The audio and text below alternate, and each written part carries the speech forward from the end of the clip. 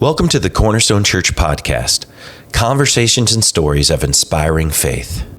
On today's episode, our host, Mark Devaney, sits down with Miguel and Karina Rojas. Miguel and Karina are our mission partners in San Jose, Costa Rica. We hope that as you hear their story, you are encouraged and inspired to pursue the story God is writing in your life. Let's listen in.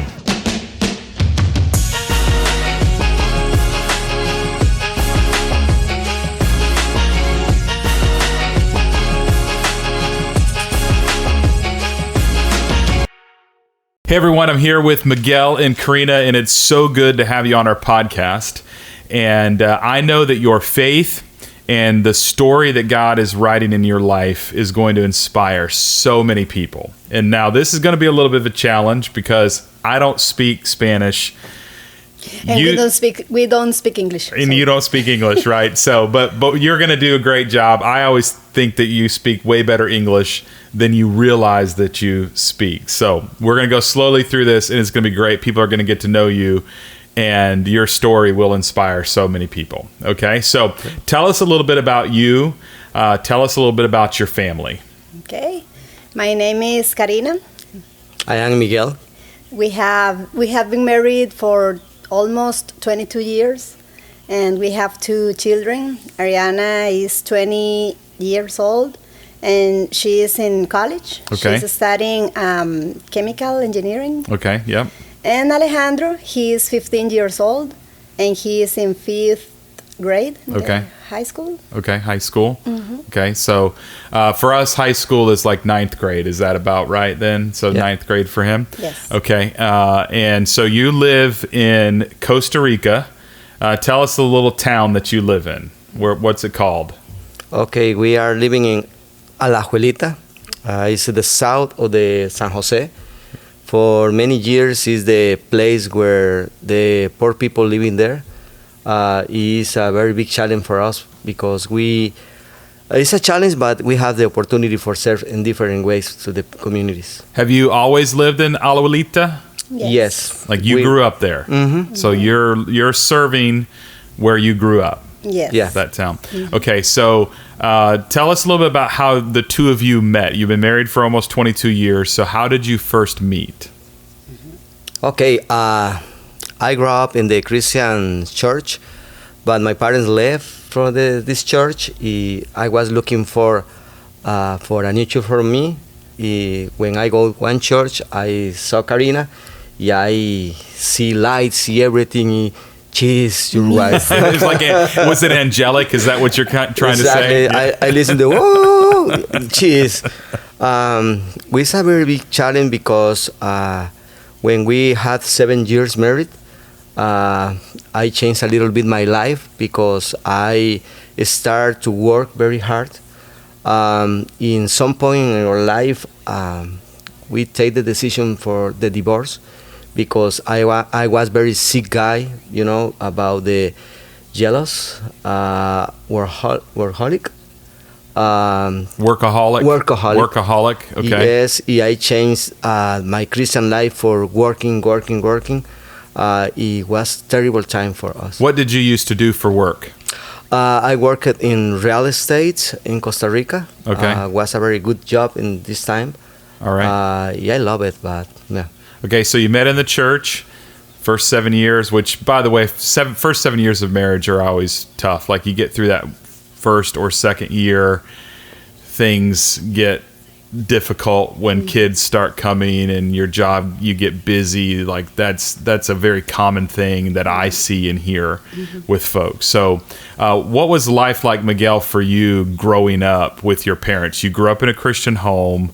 So what was life like? You're in this very poor community. Is that how you grew up? Yes. I grew up with necessities because my parents, they don't have money. It's a very poor house. I have 3 brothers, 2 sisters, 1 brother. It was very hard. I started to work when I have 14 years old. It was a very hard time in my life. But in the same way, I finished my high school. I went to university. But yes, it was a very good challenge to me. But the problem is I grew up in very legalistic church. Everything's going to be bad. Everything is very bad for the Christian people.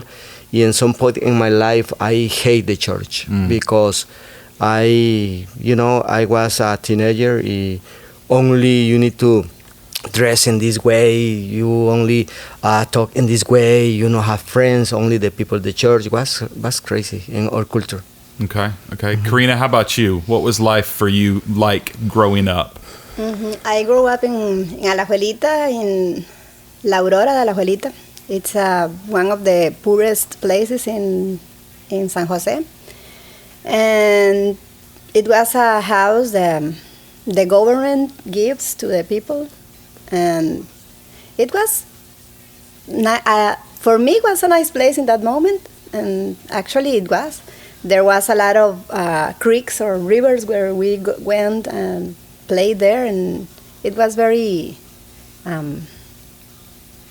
safe place. Not now. Yeah. Now it's a lot of, they sell, there are a lot of drugs. Okay. A lot of poorness, but not, there is a difference between poorness and what is now, because for when I was a child, poorness for me means not a lot of food or not a lot of clothes or but now it's like misery, like it's different. So I don't know, it's totally different. That's why we decide to work with those kids, because I was one of them and God has a plan for me, and it was totally a God's plan, because I don't know. Yeah. So did you grow up in a Christian home like Miguel? No. Okay. My family, I grew up in the middle of the alcoholism. Alcohol. Yeah. Alcohol. My father was alcoholic. My mom was too. So I grew up. I was living like one season with my mom, not with my mom, with my grandmother from my mom's side, and one season with my father. So from here to here. So you kind of bounced around a little bit. So you get married. You've got a career. Karina, did you work at that time as well? After you got married? Yes. Did you have a job? What were you doing for work? I was working for a Christian church as a secretary. Okay. And then I work at the hotel as a I studied human resources administration. And Okay. I was working there. Okay. So Miguel, you mentioned that, after about 7 years, you had been a workaholic. Obviously you have 2 kids at that time. And so what's happening in your life in those moments? And you mentioned potential divorce, like what's going on? Yes, I grew up in poor family. I discovered a new world about money. I changed God for the money. Only the money was important to me. I working all the time. Karina, we have Alejandro baby, but I don't care. I want to working. Karina says I need help with Alejandro because he's a baby, but I don't care. I only want to go to the office, looking for business. In this moment, I start to thinking about my relationship with Karina. I says, I know I love this woman, but she put the limit to my dreams. I hate everything what she represents. So you felt like she was holding you back. Yeah. Yes, because Karina, she is very faith woman. She all the time says, you need Jesus in your life. You need pray every day. You need pray for your kids. But I says, no, I am so busy. In this moment, I start to thinking about the divorce with her. But one day I was very angry with her. I want to looking for one man for kill her, because I hate her, because she all the time talking about Jesus. I says, I don't need Jesus in my life because I have everything now. Yes, start to hate very deep to Karina. So, Karina, did you know all of this was going on with him? Mm-hmm. Yeah. So, what changed though? Because obviously you're sitting here together. So, what changed? The dangerous prayer, because one night I says, Karina, We both took wrong decisions those times, and friends and a lot of things that separate us. And we used to have a very nice life, very comfortable, and we start getting far from God, and we could see the result at that time. Like I don't need you, and you don't need me. So just. You didn't need each other. You're drifting apart. We were You're far from each other. You're far from God. Because I have a very nice job. Karina, she was a manager in hotel. She has a good salary. In this point, our life was good for. Yeah, I have my kids. That was the desire of my heart. So I don't need you, and he didn't need me, but. The prayer, the dangerous prayer. We going to the counseling. Counseling, yes. Yes. This guy says, okay, you need to talk together. He make a very big question. He says, you need him? Karina says, no. You want to be married with him? And I said, no. The guy says, no, the season is end.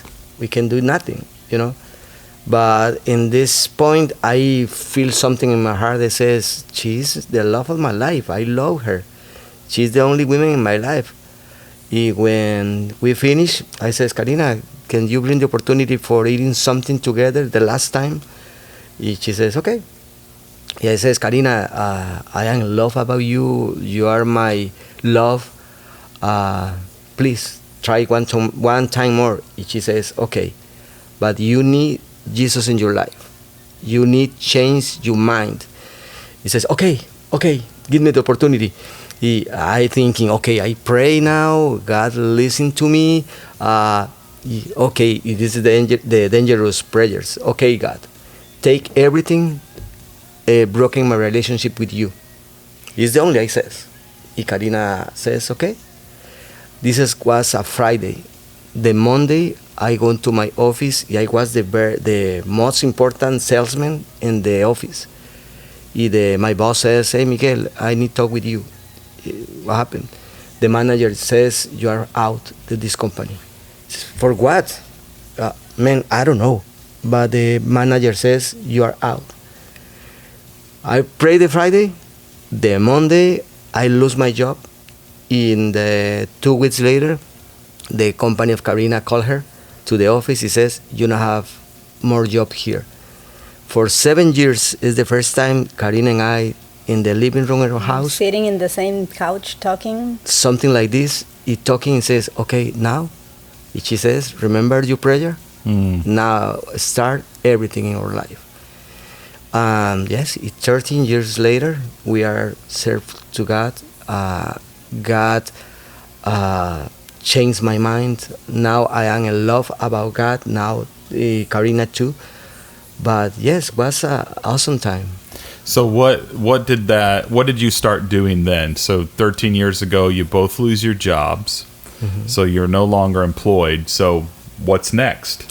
For 2 years, we no find jobs. Mm. We using our savings for pay the house, the electricity.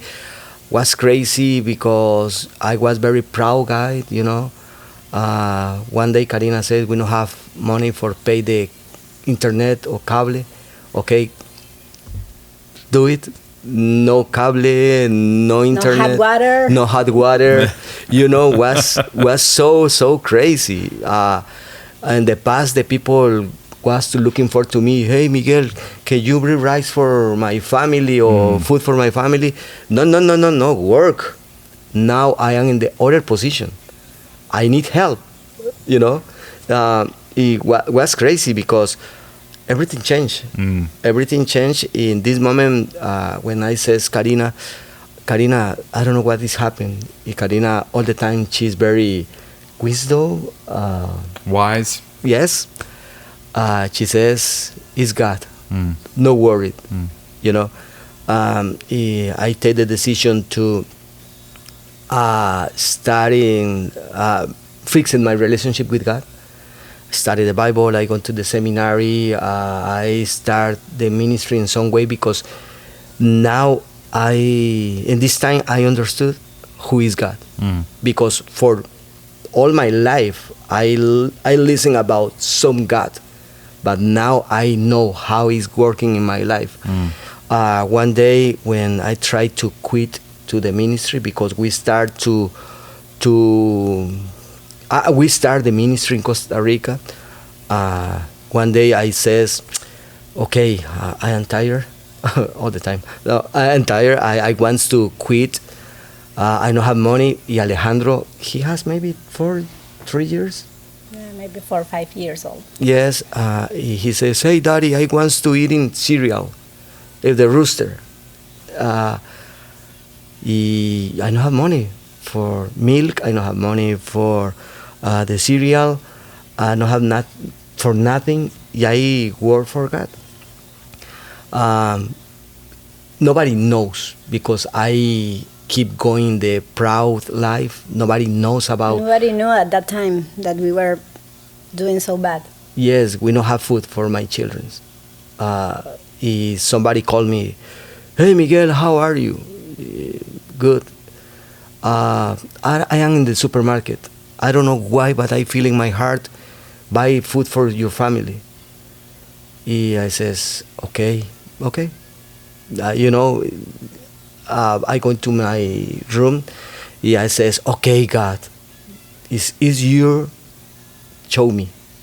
Is you, I never in my life, I never send something to me because I am sure you are in charge of my life.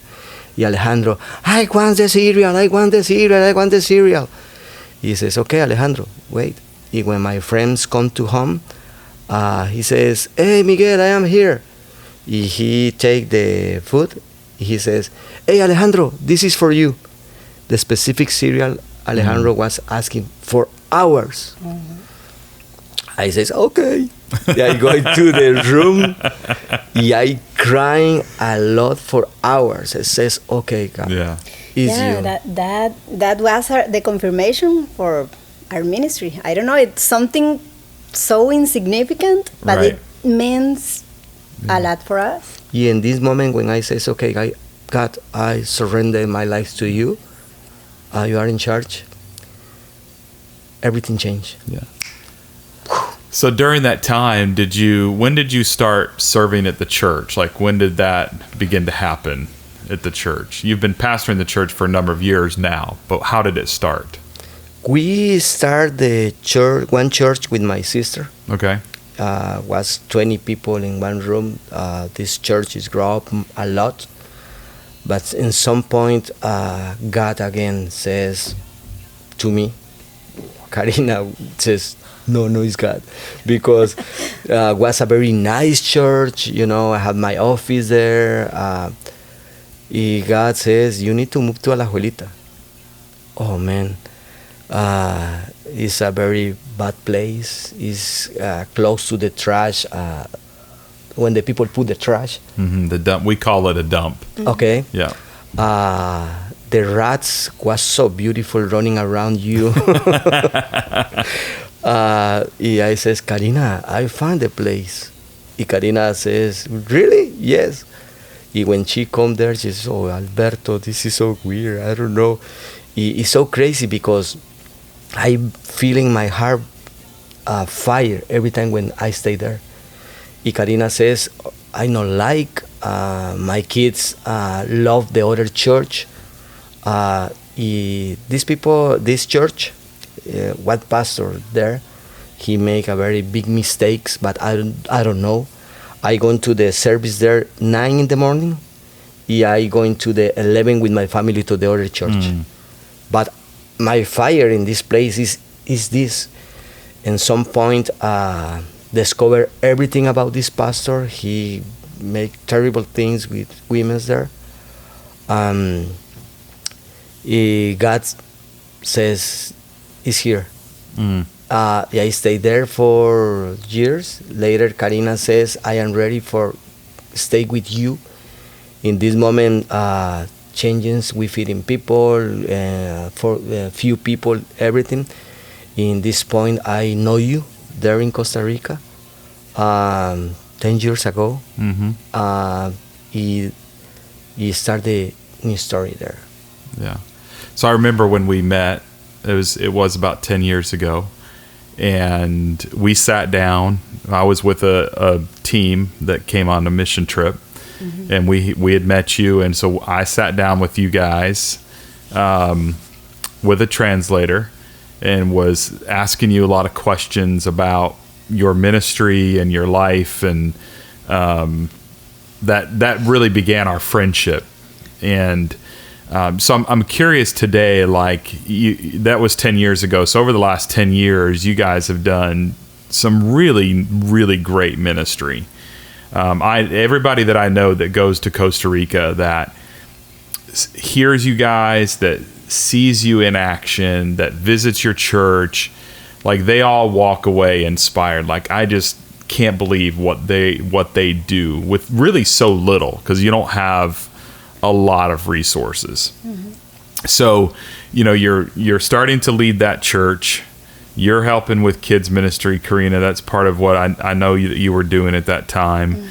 But ministry begins to change. So what are the things that you get really involved with in terms of the community? What are you starting to do in the community over the last 10 years? Well, we decide to continue working in the community, but we get partnered with you for the city, for the city ministries, and now we bring support not only our congregation, but also a lot of pastors around the Costa Rica, and we work alongside them,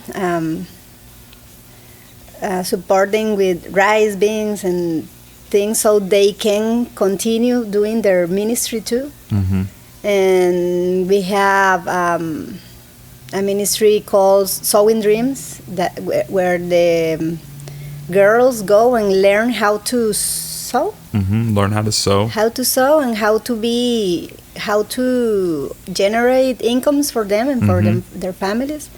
And we have a program for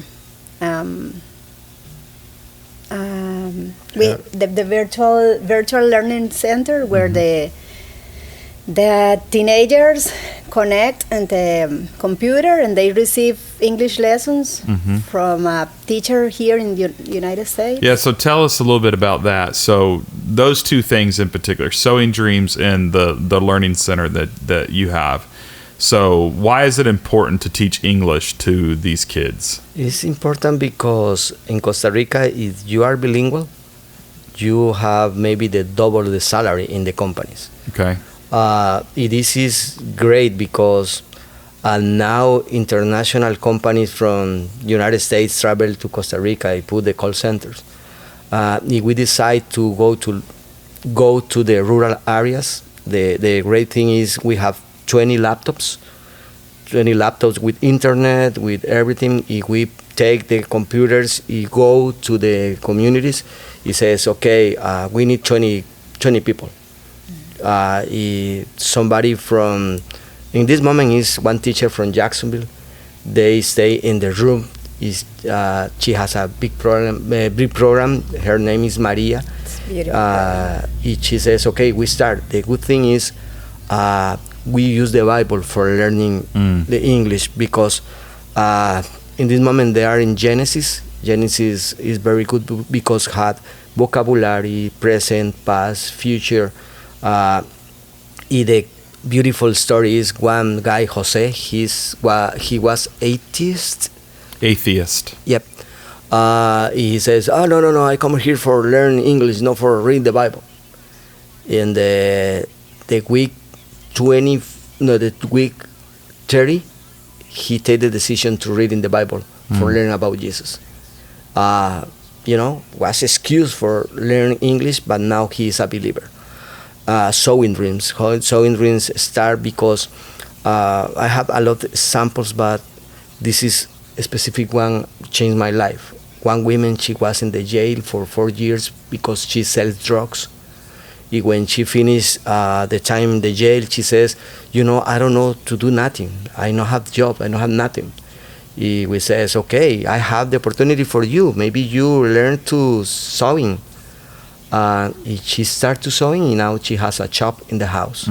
She fixes clothes. She make clothes. She make. It's so weird, but it's the clothes for the toilets. It's so. I need to show the picture to you. But in Costa Rica, the people put clothes to the toilet. It's so weird.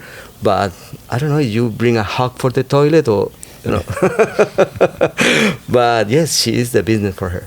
That's great. Later, we start to the dental clinic.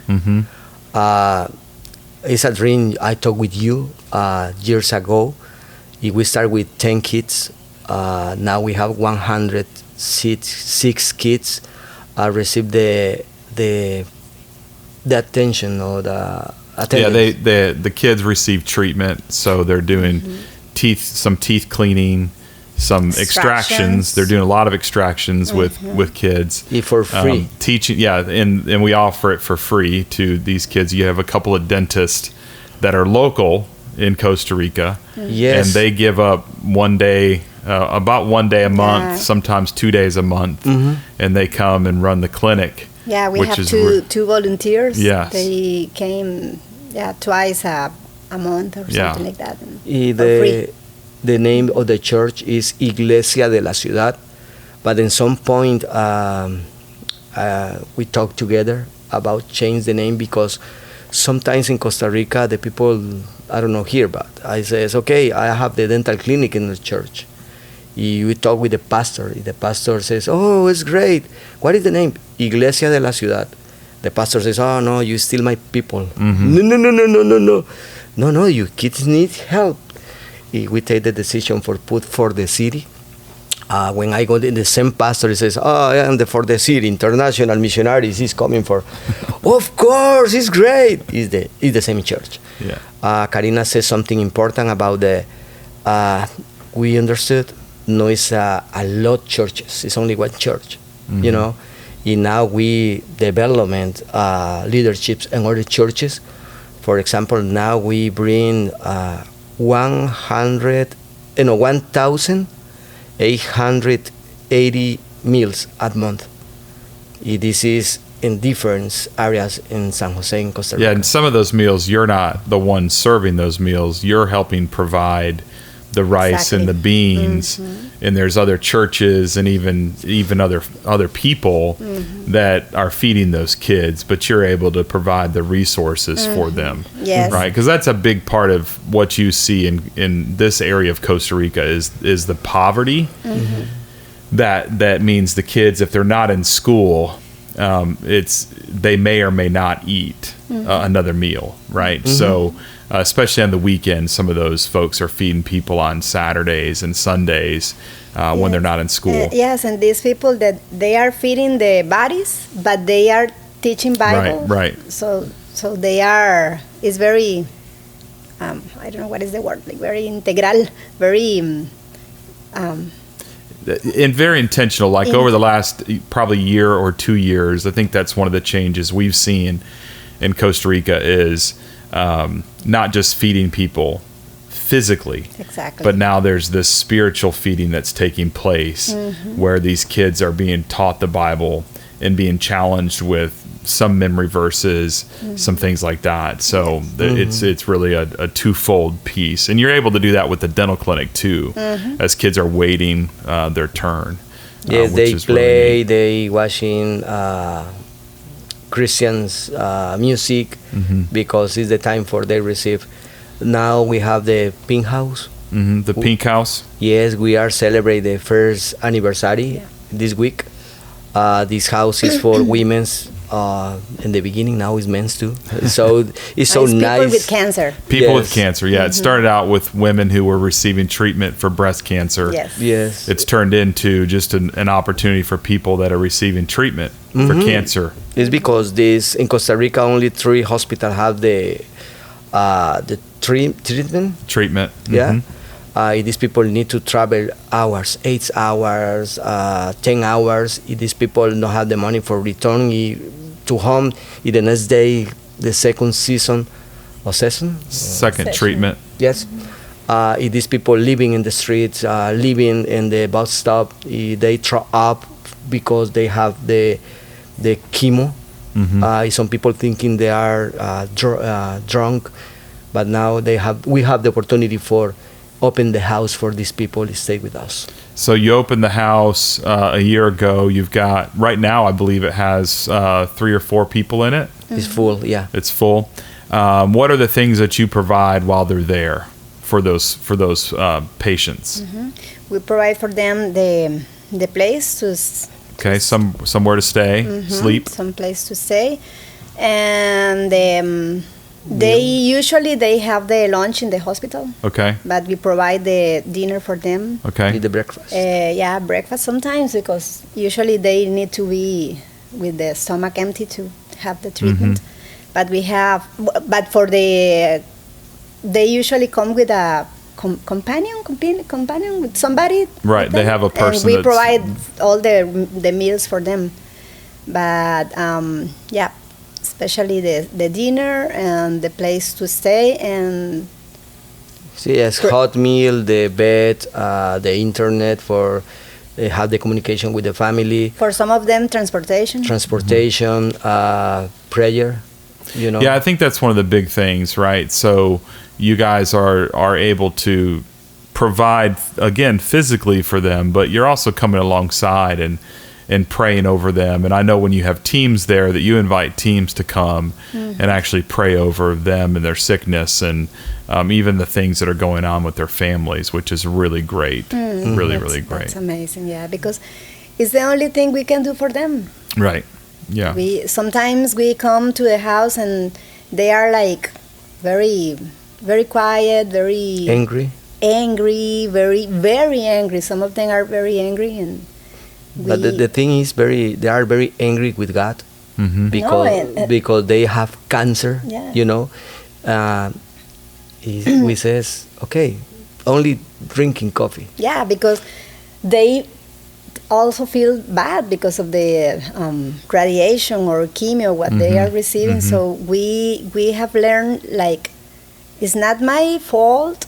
They are not blaming on us. Just You know, like I grew up in the legalist church.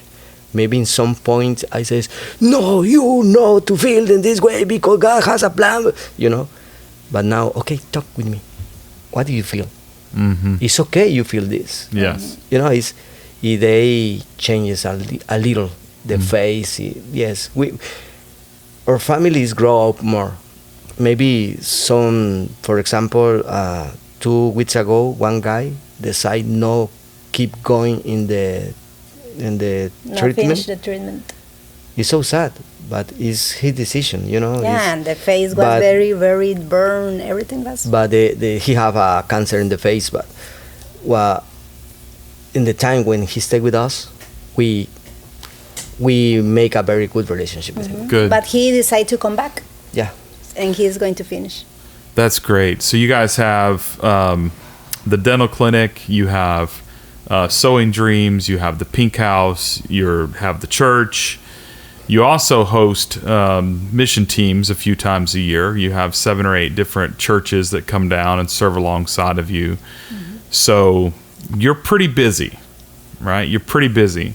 So how do you continue to build your relationship with Jesus as you serve in so many different ways? Well, for me, it's like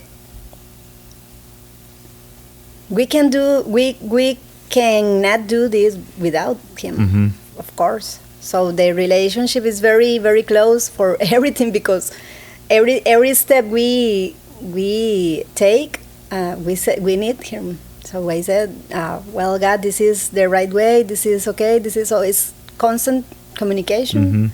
Not a lot of hours in your knees, and no, that's the real. It's just a consistent walk. You're talking to him daily, just as you're going through the day. For me, it's a very good question, but for me, I no need to looking for prayers rooms. I no need to special time, because every time when I bring food for somebody, I says, this is my relationship with God. I for me, I don't know what is playing in English, but I receive the call for God for serve. Okay, every time when I serve to somebody, I worship God. I no need to put the velas or candles. Yes, okay, I am here, Lord. No. My worship time is when I serve to somebody. Of course, in the night I pray, I read the Bible, I worship God in my car. But for me, is the time, because I grew up in necessity. I can imagine the Christians people only in the church, only in my room, only in my house. Maybe my house is the altar for worship God. But when I was child, I waiting for somebody teaching me the Bible in the right way. Or maybe when I see that kids, the mouth is so bad, I says I can't imagine the people in the church worship the Sunday. Maybe they don't have the time for travel to Costa Rica for help these kids, but maybe your Cornerstone makes something amazing. You bring some part you offerings for mission trip. Maybe you are there, but you send your blessing. One day I listened something beautiful about the Dead Sea del Mar Muerto. In Israel, the Dead Sea. Yes, they no produce nothing. But the crazy thing is they receive the water for the very nice rivers. But this lagoon no bring the water, so somebody is dead. Stays there. Stay there. I am thinking this is happening with the Christian people sometimes. Receive blessings, but if no bring, everything is dead. Yeah, so it's got to flow through. Like it's God has done these things for it to flow through us into the lives of other people. Yeah, for sure. So tell me about what are the most challenging or most difficult things that you are facing right now in ministry? What's the hardest part of ministry for you? Well, for us, and I think for all the kingdom, it's workers. Okay. Hands, and we always said this is our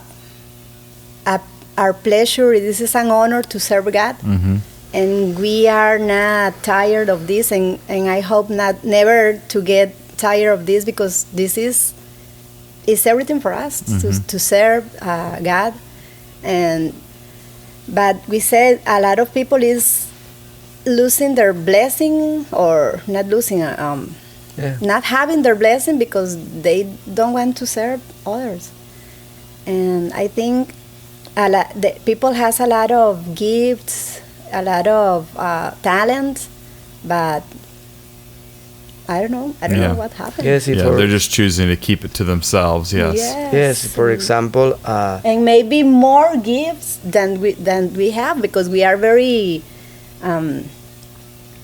well, I don't have a lot of gifts, but I know a lot of people that is incredible in a lot of things. But yeah, that's it. yes, in this moment, like the ministry, like for the city, we need staff because okay, we have William, we have Andrea. They are have time with us. We need it all the day. William, he make amazing job. Andrea is awesome, but the Andrea, when it's midday, he need to leave for have other job. Yeah, she works another job. Yes. Exactly. We need because our population in the ministry is most women and children. The Karina is working every day there. Andrea half day. You know, in this moment when she stop, I stop because it's so dangerous. I go to the inside the house. Maybe one woman says, "Hey, Miguel, doing something bad with me." You know, we stop. This is our challenge for us now. So you got staff, you have people just willing to serve and come alongside of you, which a lot of those things are stuff we all face, right? We wish more people would step into those moments. I want to give you a chance, just as we finish our time together, to just share something that you believe would inspire other people. We have a mutual friend, Gary Pate. Gary Pate talks a lot about how he was uneducated, came from a poor background, but here God's using him in incredible ways in Ecuador. So what's something that you want to say to people that would listen to this in hopes to inspire them to use their gifts, or inspire them to come alongside and to serve and to help, or to give for support? So give you a chance to share one thing as we wrap up our time. Oh, wow. That's a good question. How many, 3 hours? Yeah, right. But Okay. only one thing. Only one thing, Miguel. Okay, one day I called the crying story because... You were crying? Oh, no. One day I going with my people, with Jerry. You know Jerry? Mm-hmm. Jerry is a very nice guy. He's awesome. One day we stay in white neighborhood. I don't say the name because, but we are in the meeting feeding the kids. Mm-hmm. This band fight with this band. It's a gangsters. Yeah, one gang was fighting with another gang. Exactly. Yes. We are in the middle. We listen shootings. Pa, pa, pa, pa. He says, oh. Jerry says, oh, let's go. The people left. But in the end, Jerry, I was the last.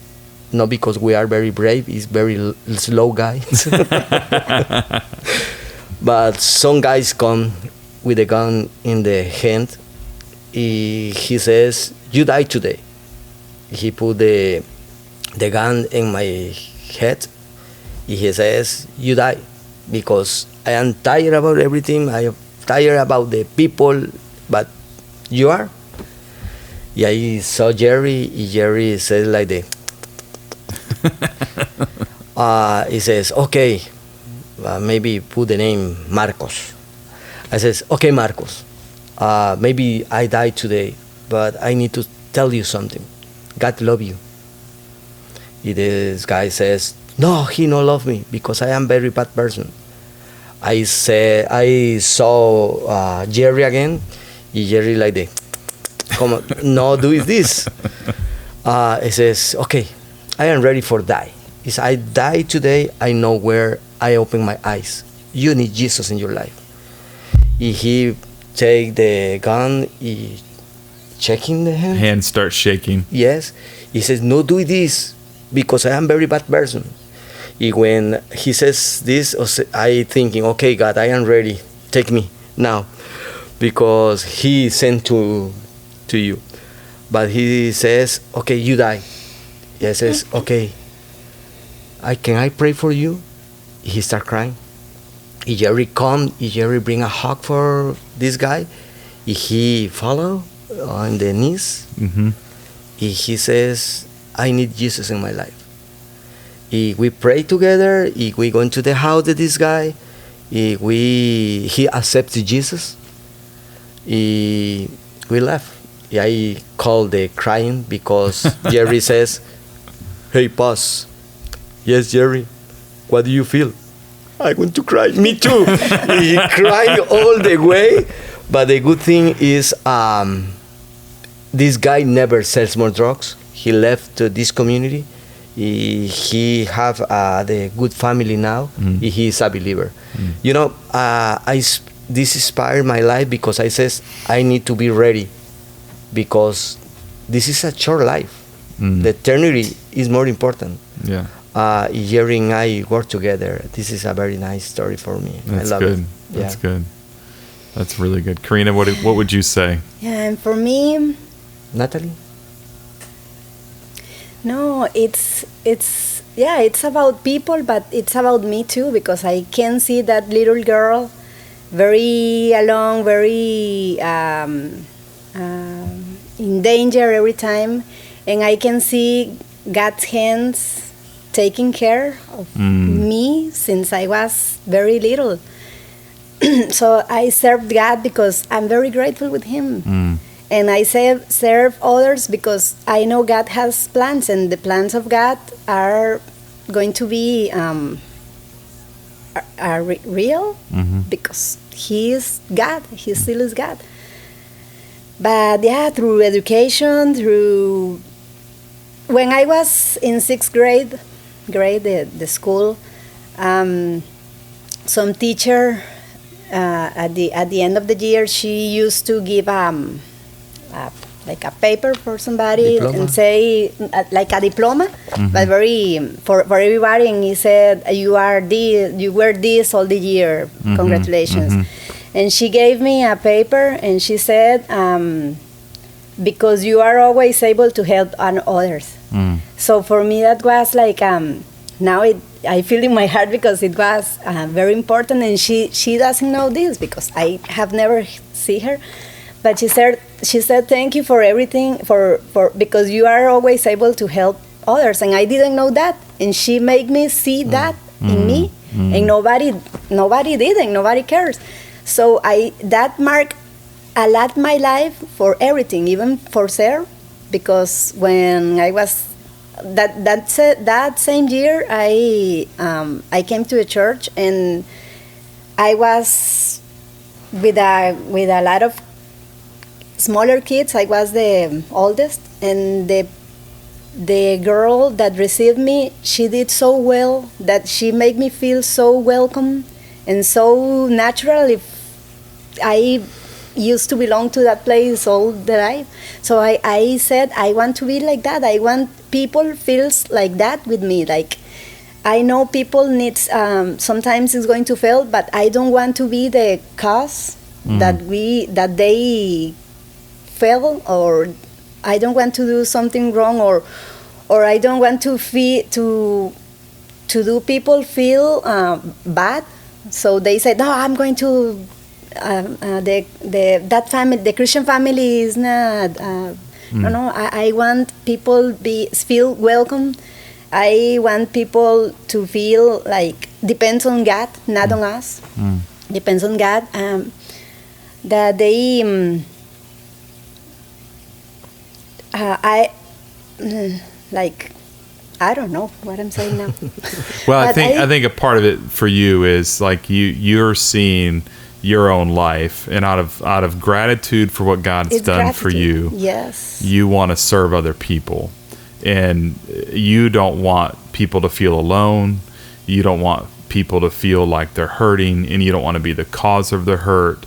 And I see that in your ministry. I see that in the things that you guys do. As I've been there, and I've watched how these young kids will just run up to you, and they'll hug you, and you'll sit and you'll work with them with homework and Bible lessons and like all of those things, because you really do want them to experience the love of Christ Yes. through you. Yes. So you are not the Dead Sea. So, guys, thank you so much for your time and sharing. I know that our friendship and just your life in ministry has inspired me through the years, and I really am grateful. My life is different because of the two of you. So thank you so much, and thank you for sharing today with everybody that's listened.